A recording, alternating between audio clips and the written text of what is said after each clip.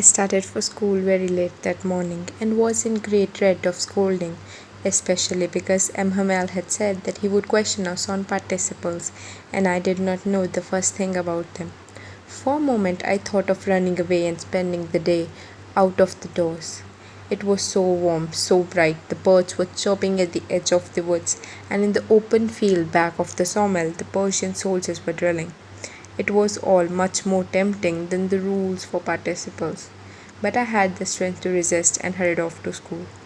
तो राइटर बोल रहे हैं कि उस दिन मैं स्कूल के लिए बहुत लेट था और मुझे काफ़ी इस चीज़ का डर था कि मुझे डांट पड़ेगी, क्योंकि जो उनके टीचर एम हमेल हैं उन्होंने कहा था कि वो उन्हें क्वेश्चन करेंगे पार्टिसिपल्स पे, और जो राइटर था उसे पार्टिसिपल्स के बारे में कुछ भी नहीं पता था। तो उसने थोड़े टाइम के लिए सोचा कि मैं ऐसा करता हूँ कि बाहर पूरा दिन बिता देता हूँ, क्योंकि जो वेदर था वो बहुत अच्छा था। बर्ड्स जो वो चर्प कर रहे थे और जो पर्शियन सोल्जर्स थे वो सॉमिल के पीछे ड्रिल यानी कि मार्च कर रहे थे। तो उसे ये सब कुछ बहुत ज़्यादा टेम्पटिंग लगा, पर उसके पास इतनी स्ट्रेंथ थी कि उसने रेजिस्ट किया और जल्दी जल्दी स्कूल के लिए चला गया। So this concludes the first para. The second para starts. When I passed the town hall, there was a crowd in front of the bulletin board. For the last 2 years, all our bad news had come from there. The lost battles, the draft, the orders of the commanding officers, and I thought to myself, without stopping, what can be the matter now? Then, as I hurried by as fast as I could, the blacksmith, watcher, who was there with his apprentice, reading the bulletin, called after me, "Don't go so fast, bub. You'll get to your school in plenty of time." तो वो बता रहे हैं कि जब मैं town hall की तरफ से निकल रहा था तो बुलेटिन बोर्ड के आगे काफ़ी भीड़ लगी हुई थी। बुलेटिन बोर्ड उस ज़माने में न्यूज़ कन्वे करने के लिए यूज़ किया जाता था, जैसे कि इन्होंने तीन एग्जांपल्स दिए हैं, the lost battles, the draft orders of the commanding officers. तो इस टाइप की न्यूज़ के लिए वो यूज़ किया जाता था, क्योंकि पिछले 2-3 सालों से जो फ्रांको पर्शियन वॉर थी, फ्रांस हार रहा था, तो उसकी वजह से इन्होंने बोला है कि बुरी न्यूज़ आती थी। तो बिना रुके इन्होंने सोचा कि अब क्या बात हो सकती है, what can be the matter now. तो जल्दी जल्दी वो जब निकलने लगे तो ब्लैकस्मिथ और वॉचर जो अपने अप्रेंटिस होता है चेला, उसके साथ बुलेटिन बोर्ड पढ़ रहे थे, उन्होंने इसके पीछे आवाज़ लगा के बोली, इतनी जल्दी मत जाओ, तुम अपने स्कूल के लिए काफ़ी टाइम पहले पहुंच जाओगे, ज़्यादा तुम लेट नहीं हो। ये एक हिसाब से बाद में पता लगेगा कि टॉन्ट था या फिर उन्होंने वैसे जनरल स्टेटमेंट दी थी। सो जो राइटर है उससे लगा कि मेरा मजाक उड़ा रहे हैं, और वो जल्दी जल्दी भागा और एम महल के गार्डन तक जब वो पहुंचा तब तक उसकी पूरी सांस फूल चुकी थी। I thought he was making fun of me and reach M Hamel's little garden all out of breath. Usually when school began, there was great bustle, which could be heard out in the street, the opening and closing of the desk, lessons being repeated in unison, very loud, with our hands over our ears to understand better, and the teacher's great ruler rapping on the table. But now it was all so still. I had counted on the commotion to get to my desk without being seen, but of course that day everything had to be quiet as a Sunday morning. Through the window, I saw my classmates already in their places and N. Hamel walking up and down with his terrible iron ruler under his arm. I had to open the door and go in before everybody.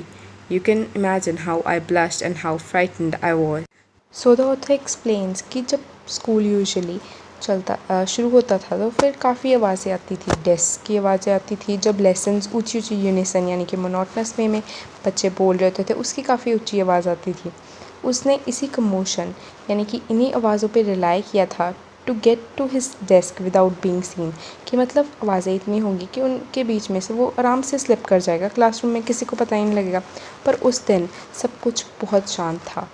उसने window में से देखा कि उसके classmate सारे अपनी अपनी positions पे थे और एम हमेल आगे पीछे तुर रहे थे with his terrible iron ruler under his arm. तो उसे जब पता लग गया कि हाँ अब शांति है, तो फिर उसे दरवाज़ा खोल के सबके सामने आगे जाना पड़ा। वो काफ़ी ब्लश कर रहा था क्योंकि वो बहुत ज़्यादा डरा हुआ था, डरने की वजह से वो ब्लश कर रहा था। इस पैरा में एक बहुत इंपॉर्टेंट क्वेश्चन है कि उसने किस चीज़ पे रिलाई किया था to get to his desk without being noticed, किस कमोशन पे रिलाई किया था। तो हमने ये 3-4 चीज़ें जो हैं वो लिखनी है, opening and closing of desk, lesson being repeated in unison very loud with the hands over our ears to understand better, and the teacher's great ruler that rapped on the table. इन सारी voices के बीच में उसने कोशिश करनी थी कि वो चुपचाप स्लिप कर जाए। तो next para, But nothing happened. Hamel saw me and said very kindly, "Go to your place quickly, little friends, for you are beginning without you." I jumped over the bench and sat down at my desk. तो वो बता रहा है कि मुझे वैसे डर तो था कि हाँ, एक तो पार्टिसिपल स्प्रे करना है उन्होंने क्वेश्चन, और दूसरी चीज़ ये है कि मैं लेट हूँ। तो पर एमएमएल ने कुछ बोला ही नहीं उसे। उन्होंने बहुत प्यार से बोला, जाओ अपनी जगह पे जाके बैठ जाओ लिटिल फ्रेंड्स, हम तुम्हारे बगैर शुरू करने वाले थे। तो वो जल्दी जल्दी अपनी बेंच पे जाके बैठता है। Not till then, when I had got a little over my fright, did I see that our teacher had on his beautiful green coat, his frilled shirt, and the little black silk cap, all embroidered, that he never wore except on inspection and prize days. तो वो बता रहा है कि जब मैंने अपनी seat पे जाके बैठा चुपचाप, तो तब मुझे थोड़ा सा डर मेरा काबू में आया और मैंने नोटिस किया कि जो मेरे टीचर हैं उन्होंने अपने स्पेशल कपड़े डाले हुए थे जो कि वो सिर्फ इंस्पेक्शन या प्राइस डेज पे डालते थे. Besides, the whole school seemed so strange, so solemn. But the thing that surprised me most was to see on the back benches that were always empty the village people sitting quietly like ourselves. Old Hauser with his three-cornered hat, the former mayor, the former postmaster, and several others beside. Everybody looked sad, and Hauser had brought an old primer, thumbed at the edge, and he had held it open with his knees, with his great spectacles lying across the pages. तो वो बता रहा है कि एक ये चीज़ और थी कि उन्होंने अपना स्पेशल वाला सारे कपड़े डाले हुए थे. दूसरी चीज़ ये और थी कि जो पीछे वाले डेस्क थे क्लास के, उनमें यूजुअली कोई भी नहीं बैठा होता था, वो खाली होते थे. पर इस टाइम विलेज पीपल वहाँ पर बैठे हुए थे. Hauser, former mayor, former post master, ये तीनों नाम याद रखने हैं. ये तीनों मतलब और भी कई विलेज पीपल बैठे हुए थे. तो सब के सब सैड लग रहे थे. ओल्ड हॉजर ने अपना प्राइमर साथ में लेके आया था, उसकी थोड़ी सी डिस्क्रिप्शन दी हुई है. तो while I was wondering about all this, M Hamel mounted his chair and in the same grave and gentle tone which he used to me said, "My children, this is the last lesson I shall give you. The order has come from Berlin to teach only German in the schools of Alsace and Lorraine. The new master comes tomorrow. This is your last French lesson. I want you to be very attentive." तो जैसे tone में उन्होंने उसके बोला था कि आओ France अंदर आके बैठो, हम तुम्हारे तैयारी शुरू करने लगे थे, उसी टोन में उन्होंने बोला कि मेरे प्यारे बच्चों, ये आखिरी लेसन है जो मैं तुम्हें दे रहा हूँ, क्योंकि बर्लिन से ये ऑर्डर आया है कि अब जो हमारे स्कूल्स हैं उनमें जर्मन सिखाई जाएगी. ये तुम्हारा आखिरी फ्रेंच लेसन है, तो इसलिए अटेंटिव होकर सुनना. What a thunderclap these words were to me. Oh, the wretches. That was what they had put up at the town hall. My last French lesson? Why? I hardly knew how to write. I should never learn any more. I must stop there. Then? Oh, how sorry I was for not learning my lessons, for seeking birds' eggs or going sliding on the Saar. My books that had seemed such a nuisance a while ago, so heavy to carry. My grammar and my history of saints were old friends now, that I couldn't give up. And Emhamel too, the idea that he was going away and that I should never see him again, made me forget all about his ruler and how cranky he was. तो ये सब जो था वो author के लिए काफ़ी shock की तरह आया. थंडरक्लैप था उसके लिए.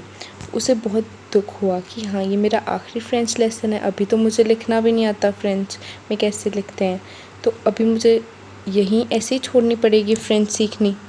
उसे बुरा लगा कि कैसे वो क्लास मिस करके बर्ड्स एग ढूंढने जाता था, या फिर जब वो जाता था सार पे स्लाइड करने के लिए, तो उसकी बुक्स जो उसे थोड़े टाइम पहले न्यू सेंस डिस्टर्बिंग और बहुत भारी लगी थी कुछ टाइम पहले, और जो उसकी ग्रामर और हिस्ट्री ऑफ सेंस थी, वो अब उसके पुराने दोस्त हो गए थे. यानी कि अब वो एक उसकी पास की बात होने वाली थी, क्योंकि वो अब कभी भी फ्रेंच नहीं पढ़ सकता था आगे.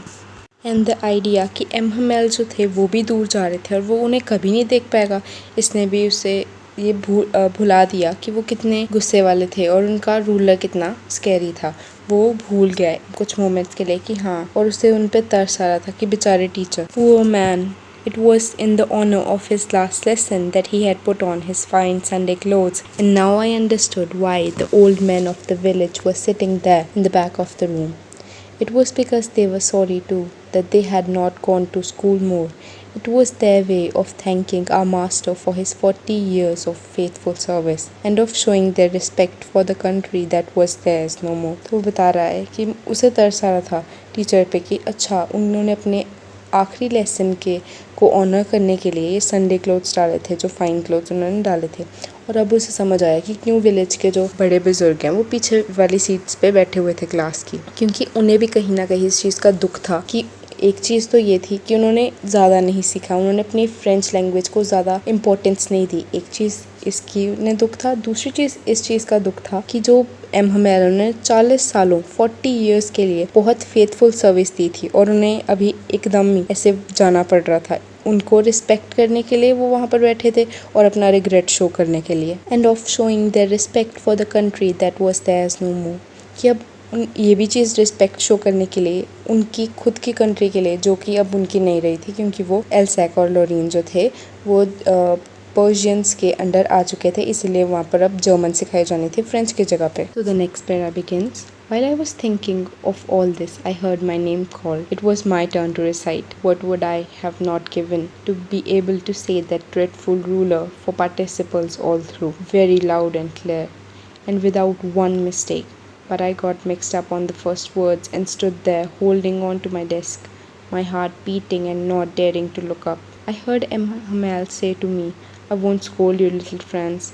You must feel bad enough. तो बता रहा है कि जब मैं ये सब कुछ प्रोसेस कर रहा था, सोच रहा था, तभी मुझे एक आवाज़ सुनी, मेरा नाम बोल रहे थे। तो मैंने जब देखा तो मेरी टर्न थी रिसाइट करने के लिए। तो what would I have not given, कि मैंने क्या नहीं दिया होगा, काश मैं उस पल में बोल पाता अच्छे तरीके से बिना किसी मिस्टेक के रिसाइट कर पाता पार्टिसिपल्स को पूरी लाउडली और clearly.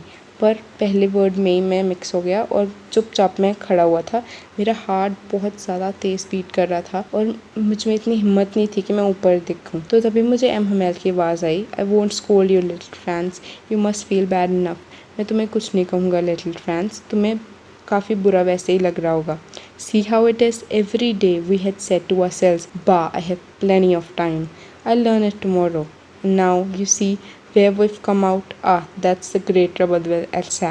She puts off learning till tomorrow. Now those fellows out there have the right to say to you, how is it you pretend to be a Frenchman and yet you can neither speak nor write your own language? तो वो बता रहा है कि जो M humble थे वो उसे एक्सप्लेन कर रहे थे, तुम्हें वैसे भी बुरा लग ही रहा होगा, पर देखो कितनी अजीब बात है। हम हर रोज़ सोचते थे, अपने आप को कहते थे कि हमारे पास काफ़ी टाइम है, कल लर्न करूँगा, पर यही हमारी प्रॉब्लम है। This is the great trouble with Alsace. यही हम लोगों की गलती है कि हम जो लर्निंग है उसे कल के लिए टालते हैं। Now those fellows out there, यानी कि जो जर्मन्स थे जो अब हमारे ऊपर रूल करेंगे, उनके पास ये राइट है तुम्हें कहने के लिए। ये कैसी बात है कि तुम अपने आप को कहते हो कि तुम फ्रेंचमैन हो, तुम ना अपनी लैंग्वेज लिख सकते हो ना अच्छे से बोल सकते हो, तुम अपने आप को फ्रेंचमैन कैसे बोलोगे अगर ऐसी बात है तो। But you are not the worst poor little France, We have all a great deal to reproach ourselves with. पर तुम्हारी सारी की सारी गलती नहीं है poor little France, हमारे पास बहुत चीज़ें हैं जो हमें खुद पे ब्लेम करनी चाहिए। Your parents were not anxious enough to have you learn. They preferred to put you to work on a farm or at the mills so as to have little more money. And I've also been to blame. Have I not often sent you to water my flowers instead of learning your lesson? And when I wanted to go fishing, did I not just give you a holiday? तो वो बता रहा है कि तुम्हारी अकेले की गलती नहीं है, तुम्हारे पेरेंट्स में भी इतना उत्साह नहीं था कि उन्होंने तुम्हें कहा कि तुम पढ़ो instead of working on a farm और मिल। उन्होंने तुम्हें फार्म और मिल में इसलिए भेजा ताकि तुम थोड़ी सी और मतलब अर्निंग कर सको instead of learning your lessons. और कहीं ना कहीं मेरी भी गलती है क्योंकि मैं भी तुम्हें कई बार अपने पौधों को पानी डालने के लिए भेज देता था और जब मेरा मन होता था फिशिंग जाने का तो मैं तुम लोगों को छुट्टी दे देता था। Then from one thing to another, M. Hamel went on to talk of the French language, saying that it was the most beautiful language in the world, the clearest, the most logical, that we must guard it amongst ourselves and never forget it. Because when people are enslaved, as long as they hold fast to their language, it is as if they had the key to prison. Then he opened up grammar and read us a lesson. I was amazed to see how well I understood it. तो वो बता रहे हैं कि एमहमेल जो थे उन्होंने पहले तो ब्लेम किया अपने आप को भी, पेरेंट्स को भी, सबको ब्लेम किया। उसके बाद एक चीज़ से दूसरी चीज़ पे वो बोलते बोलते इस चीज़ पे आ गए कि जो फ्रेंच लैंग्वेज है वो दुनिया की सबसे खूबसूरत लैंग्वेज है। वो बहुत ज़्यादा लॉजिकल है और क्लियर बहुत ज़्यादा है, और हमें इस लैंग्वेज को अपने दिल में बसा के रखना होगा। क्योंकि जब लोगों को इंस्लेव किया जाता है, यानी कि स्लेव बनाया जाता है, तो जितनी देर तक वो अपनी खुद की मातृभाषा को अपने दिल में बसा के रखें, तो ऐसा होता है कि जैसे कि एक कैदी के पास के जेल की चाबी हो। तो फिर उसके बाद उन्होंने ग्रामर लेसन खोला और उन्हें पढ़ाना शुरू कर दिया। तो जो लिटिल फ्रांस था वो अमेज़ था इस चीज़ से कि कितनी अच्छी तरीके से उसे समझ आ रहा था सारा। I had never listen so carefully and that he had never explained everything with so much patience. क्योंकि ना उसने कभी इतने केयरफुली जो लेसन था वो सुना था, ना ही उनके टीचर ने इतनी पैशनेटली कभी उसे इतनी पेशेंस के साथ उन्हें समझाया था। It seemed almost as if the poor man wanted to give us all he knew before he was going away and to put it all into our heads at one stroke. वो बोल रहा है कि ऐसा लग रहा था जैसे कि जो हमारे टीचर थे, जो उन्हें पुअर मैन बताया गया है क्योंकि बेचारों को जाना पड़ रहा था अपनी सारी की सारी लाइफ छोड़ के, इसलिए उन्हें पुअर मैन बोला गया है।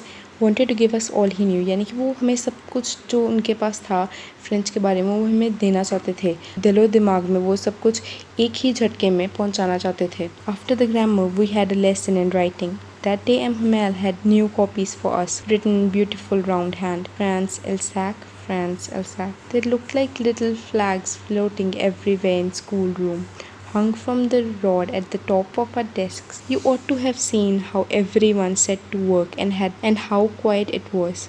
The only sound was scratching of the pens over the paper. Once some beetles flew in, but nobody paid any attention to them, not even the little ones, who worked right on tracing their fish hooks, as if they were French too. On the roof the pigeons cooed very low, and I thought to myself, will they make them sing in German? Even the pigeons? तो वो बता रहा है कि फिर उसके बाद writing का टाइम था, राइटिंग करनी थी उन्होंने, और एमहमेल ने उन्हें नई किताबें दी और बहुत सुंदर सी राइटिंग से लिखा हुआ था फ्रांस एल्सैक, फ्रांस एल्सैक। तो छोटे छोटे फ्लैग्स थे वो सारी जगह पे उन्होंने लगाए हुए थे स्कूल रूम में, और जो छोटे छोटे बच्चे थे वो भी बहुत ज़्यादा ध्यान से पूरा का पूरा जो उन्हें असाइनमेंट असाइन की गई थी वो कर रहे थे।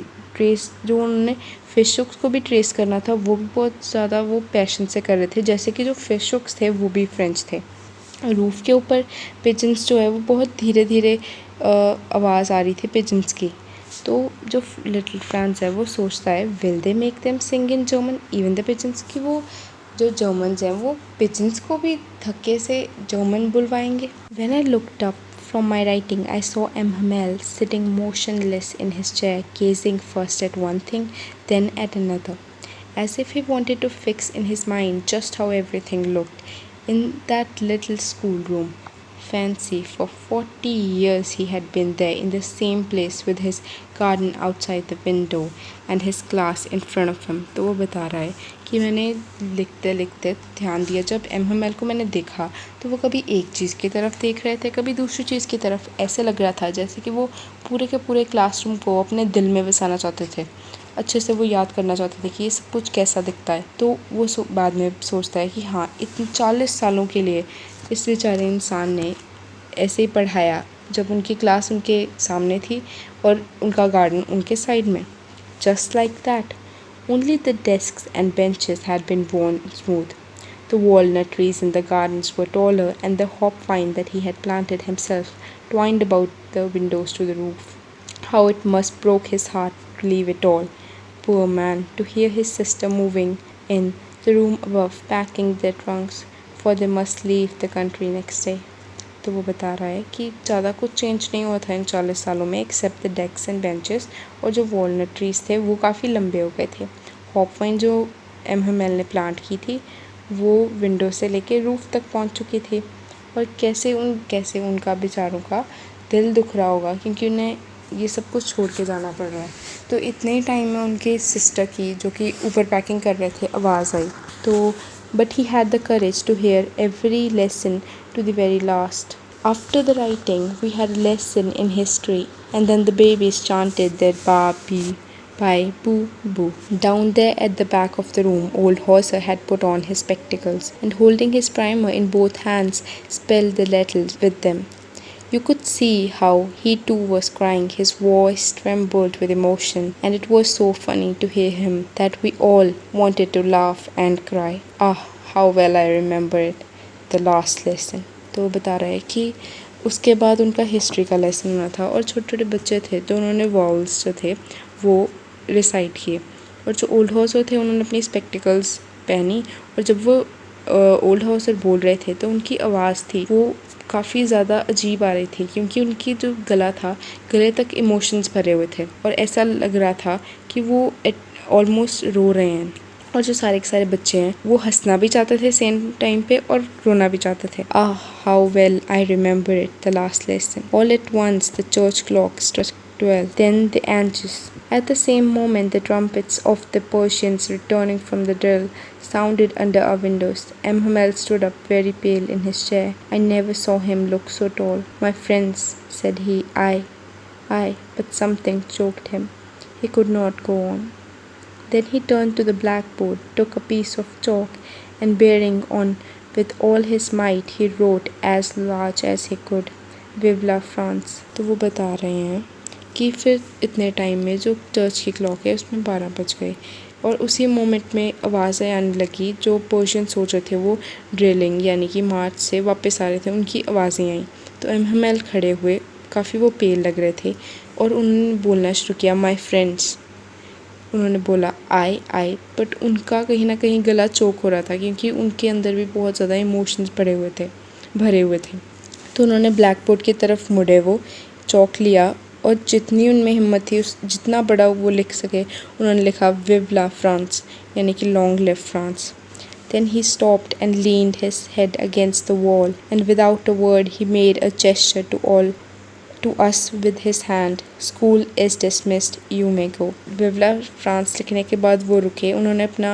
हेड जो है वो वॉल पे लीन किया यानी कि थोड़ा सा रखा और बिना कुछ बोले उन्होंने हाथ से ऐसा जेस्चर किया जिसका मतलब था school is dismissed you may go